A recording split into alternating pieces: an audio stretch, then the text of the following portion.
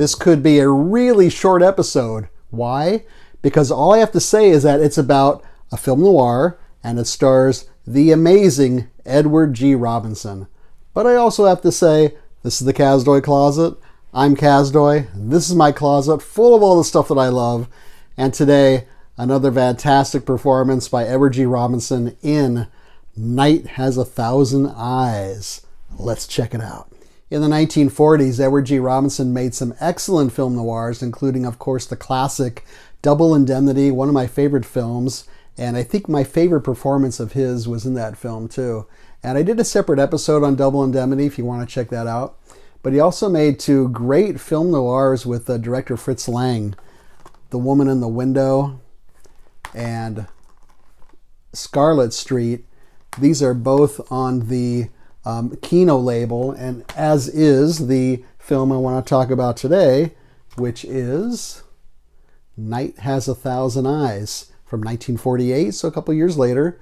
81 minutes, beautiful black and white. This is another one of those supernatural themed film noirs, similar to Nightmare Alley and Alias Nick Beale.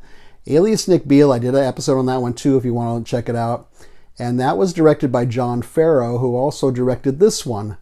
In this one, Edward G. Robinson plays a mentalist in a carnival/sideshow. It's kind of a trick he does.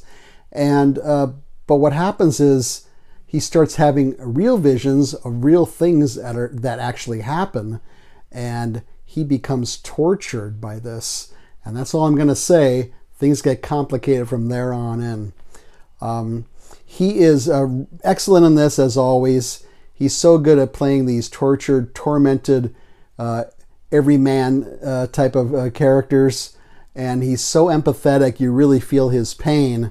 Edward G. Robinson was actually born Emanuel Goldenberg in Romania. When he was 10 years old, he came to America with his parents and changed his name for the stage. His big breakthrough, of course, was Little Caesar. I played the gangster Little Caesar in that film. And then in 1973, he got a posthumous Lifetime Achievement Oscar. Gail Russell is the female lead in this. She's very good, very pretty, nice screen presence. I think her most famous film probably was The Uninvited, and she was kind of a rookie in that film, and so she started to drink to calm her nerves, which unfortunately led to some severe alcoholism in her life. She was found dead alone in her studio apartment in Los Angeles at the age of 36.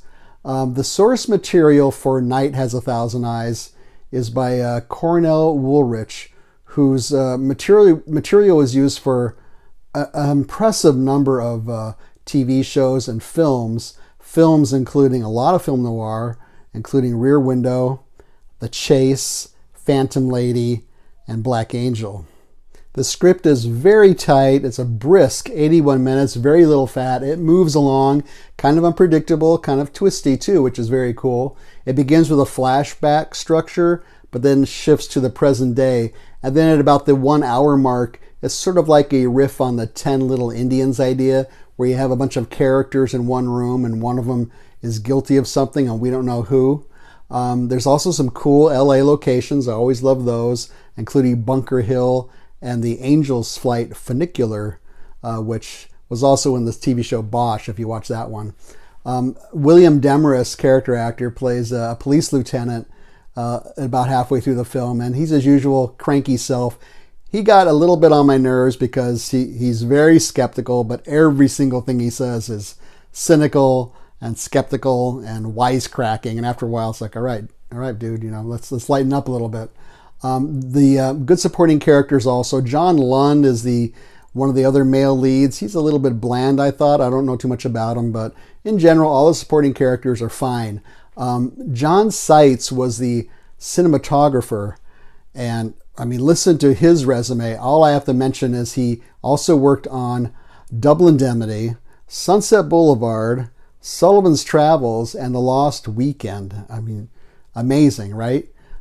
So I am going to give this one 4.5 crystal balls out of 5.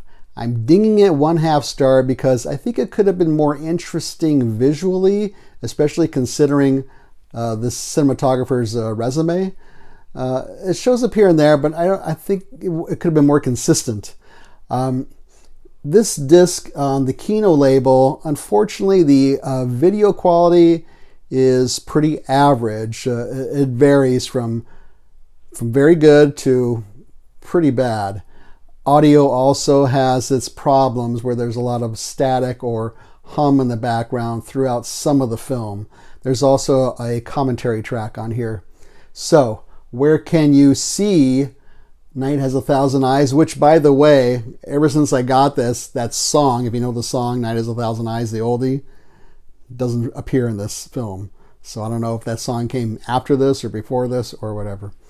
But I always have a song in my head anyways, but it doesn't show up here. So where can you see this? Well, the usual places. Try your library. Try your, you can always rent it. You can always stream it or buy it or whatever.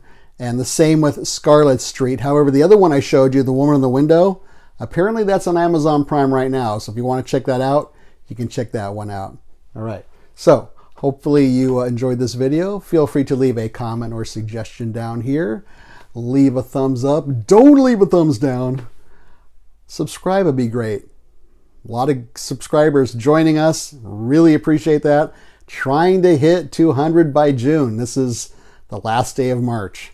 Share this video with your friends and neighbors. And otherwise, thanks for watching. See you next time.